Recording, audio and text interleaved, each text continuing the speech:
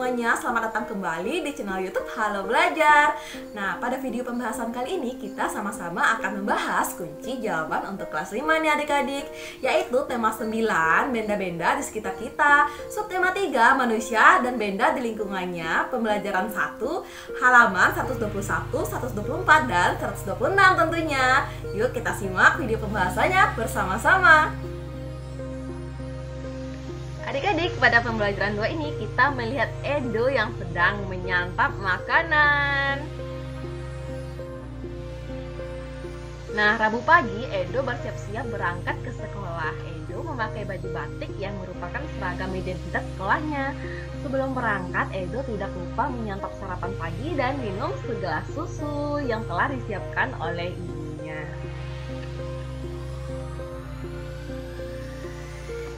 Adik-adik, mari kita mengamati bersama-sama. Pagi itu Edo berangkat sekolah. Tidak lupa Edo berpamitan dengan ayah dan ibunya. Sesampai di sekolah, Edo belajar mengenai iklan. Edo dan teman-teman mengamati sebuah iklan dari selebaran yang dibawa oleh ibu guru. Pada pembahasan tentang iklan sebelumnya, kamu telah mengetahui tentang pengertian iklan, ciri-ciri iklan, dan bentuk-bentuk iklan di media cetak adik-adik. Sekarang kamu akan mempelajari tentang unsur-unsur iklan dan ciri-ciri bahasa yang digunakan dalam pembuatan iklan di media cetak. Yuk kita simak, kita amati bersama-sama. Masuk kunci jawaban halaman 129 adik-adik. Adik-adik kali ini diminta untuk berdiskusi. Bentuklah kelompok yang terdiri atas 5 anak. Setelah mengamati iklan pada gambar, diskusikan bersama kelompokmu mengenai unsur-unsur iklan.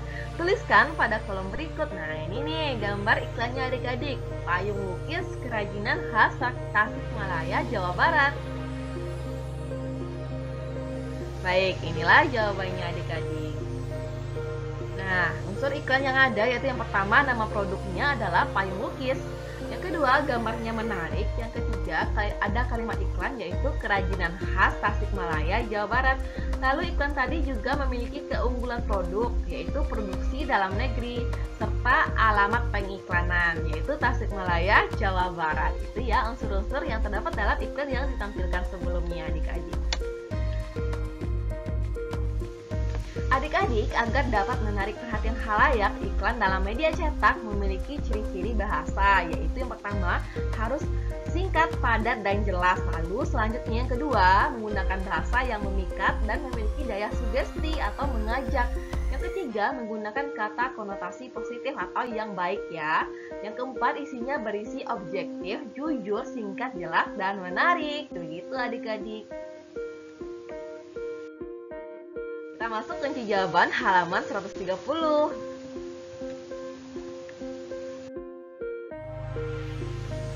Nah, kali ini adik-adik akan berlatih kembali. Untuk memperdalam pengetahuan adik-adik tentang iklan, lakukanlah latihan berikut. Perhatikan iklan kolom dalam sebuah koran berikut. Nah, kita lihat ya iklan kolomnya. Iklan kolomnya tentang mobil Toyota yang termurah. Setelah adik-adik membaca iklan tersebut, jawablah beberapa pertanyaan. Yang pertama yaitu, sebutkan unsur-unsur yang terdapat dalam iklan di atas. Jawabannya yang pertama, ada unsur nama produk yaitu Toyota New Avanza. Yang kedua, iklannya memiliki gambar yang menarik yaitu gambar mobil Toyota New Avanza. Yang ketiga, unsur yang terdapat dalam iklan tersebut adalah ada kalimat iklan. Apa tadi kalimatnya? Yaitu Toyota termurah, New Avanza ready stock, gitu ya. Yang keempat juga disebutkan keunggulan produknya tadi, DP murah, angsuran ringan, proses cepat dan mudah, data bisa dibantu, kami berikan harga dan servis terbaik. Itu katanya tadi, menarik bukan bahasanya. Lalu unsur yang kelima yaitu juga dicantumkan nomor teleponnya 0221866777. Ya adik-adik, nah itulah unsur-unsur yang terdapat dalam iklan sebelumnya. Pertanyaan nomor 2, bagaimana ciri-ciri bahasa yang terdapat pada iklan tersebut? Nah, gimana ciri-ciri bahasanya adik-adik? Jawabannya adalah ciri-ciri bahasa yang terdapat pada iklan baris yaitu menggunakan bahasa yang singkat, padat, dan jelas serta menarik dan bersifat sugesti.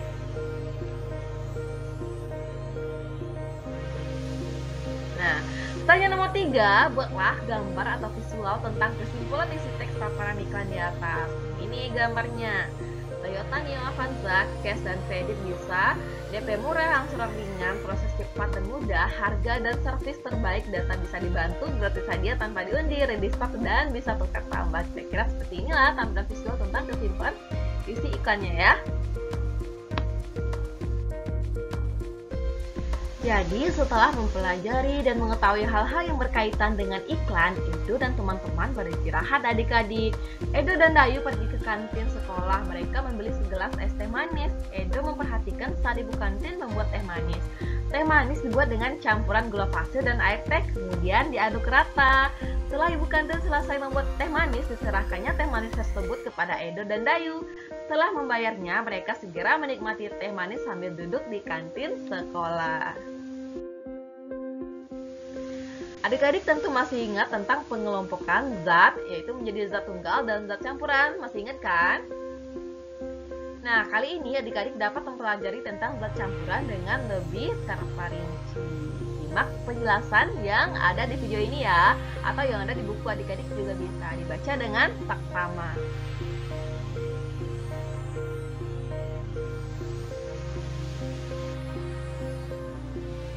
Nah, pada dasarnya satu campuran dapat berupa unsur dengan unsur ataupun unsur dengan senyawa ya.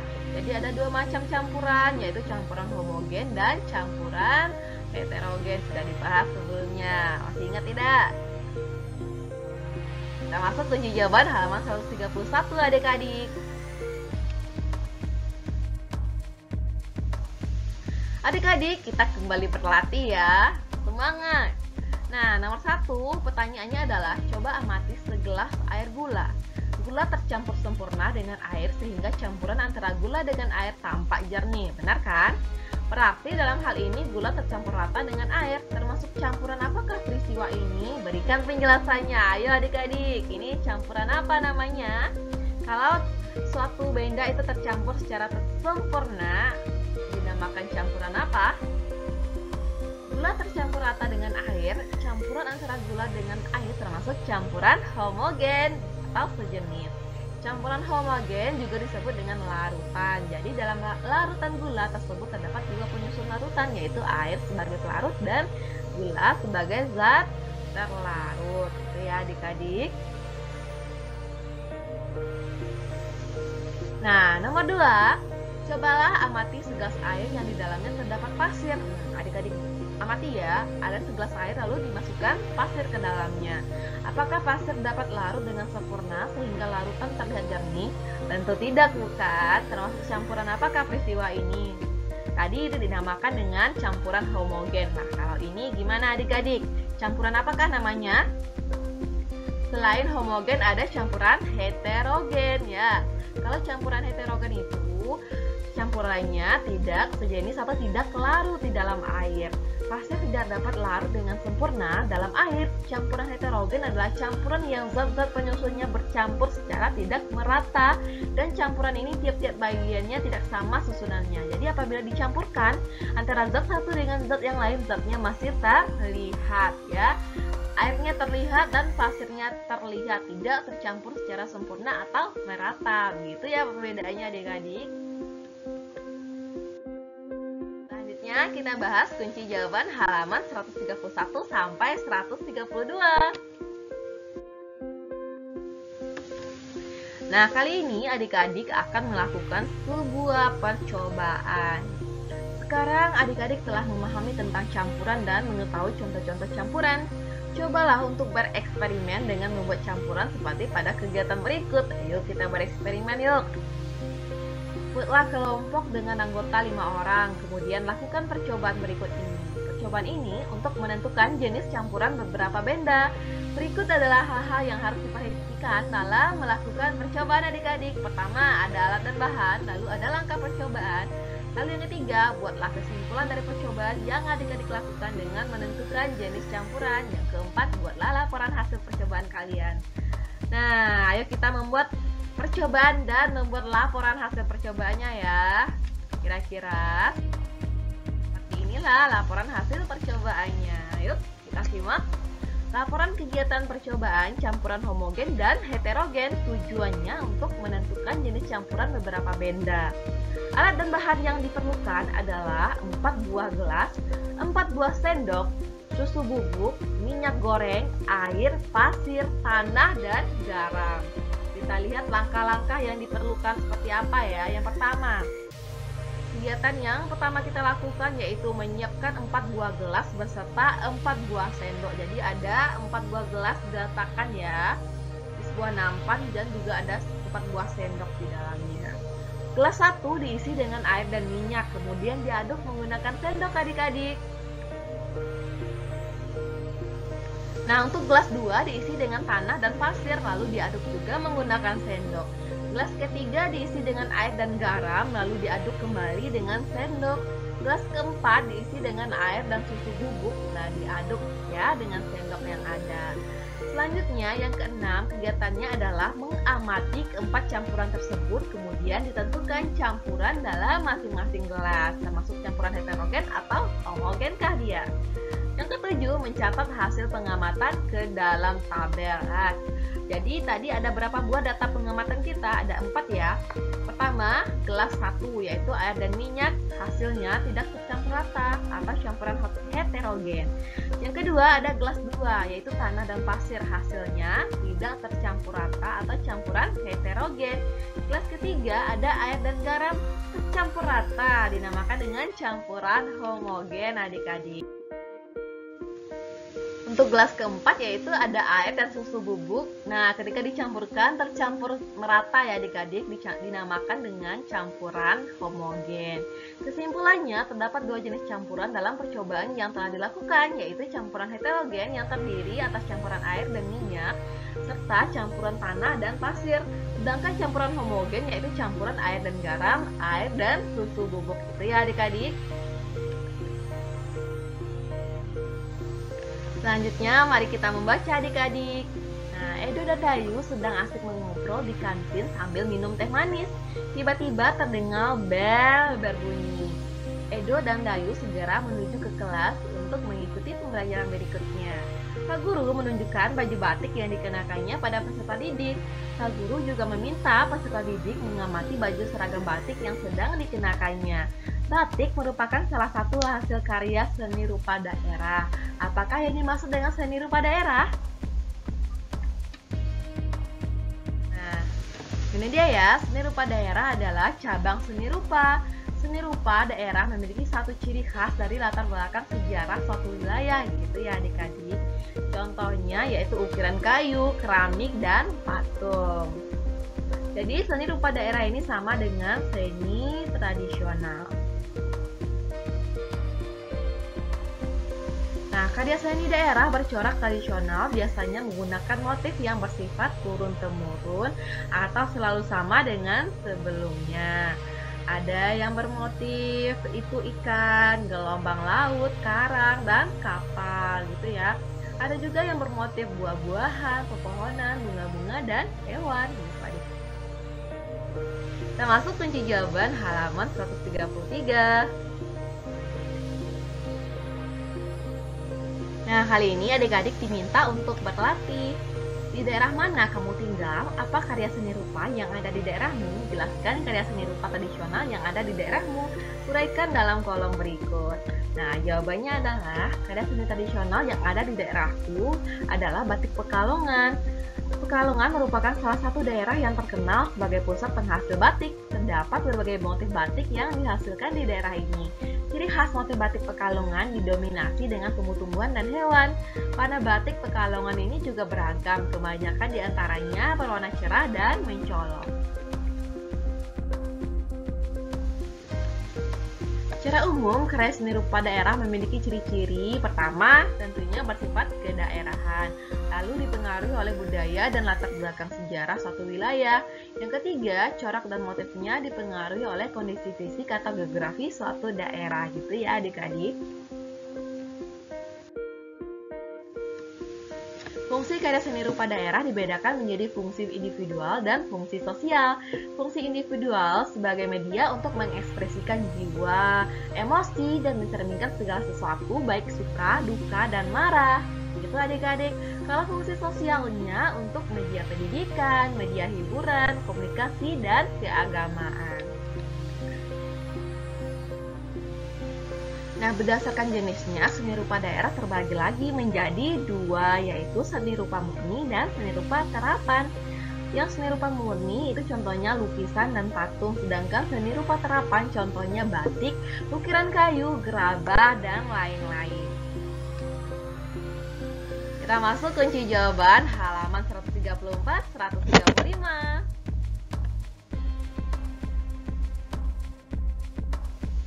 Nah, adik-adik, kita kembali berlatih ya. Adik-adik telah mengetahui tentang seni rupa daerah. Untuk lebih memahami tentang karya seni rupa daerah, cobalah untuk mengerjakan latihan berikut. Adik-adik diberikan beberapa pertanyaan. Yang pertama yaitu, sebutkan berbagai jenis karya seni rupa daerah di Indonesia yang kamu ketahui. Jawabannya adalah, jenis karya seni rupa daerah di Indonesia yaitu seni rupa murni dan seni rupa terapan. Pertanyaan nomor 2, sebutkan ciri-ciri umum karya seni rupa daerah. Jawabannya adalah, pertama, bersifat kedaerahan. Yang kedua, dipengaruhi oleh budaya dan latar belakang sejarah. Yang ketiga, ada corak dan motif yang dipengaruhi oleh kondisi fisik atau geografi suatu daerah. Pertanyaan nomor 3, sebutkan dua macam seni rupa berdasarkan jenisnya. Jawabannya yaitu, berdasarkan jenisnya, seni rupa daerah terbagi menjadi dua, yaitu seni rupa murni dan seni rupa terapan. Pertanyaan nomor 4, sebutkan 3 contoh seni rupa terapan yang ada di sekitar daerahmu. Jawabannya yaitu 3 contoh seni rupa terapan adalah batik, ukiran kayu, dan gerabah. Itu ya adik-adik. Kita lanjut soal nomor 5. Sebutkan fungsi karya seni rupa daerah. Nah, fungsi karya seni rupa daerah dibagi menjadi dua, yaitu fungsi individual dan fungsi sosial. Adik-adik, kita masuk kunci jawaban halaman 136. Terakhir nih ya. Nah, adik-adik diminta untuk berdiskusi.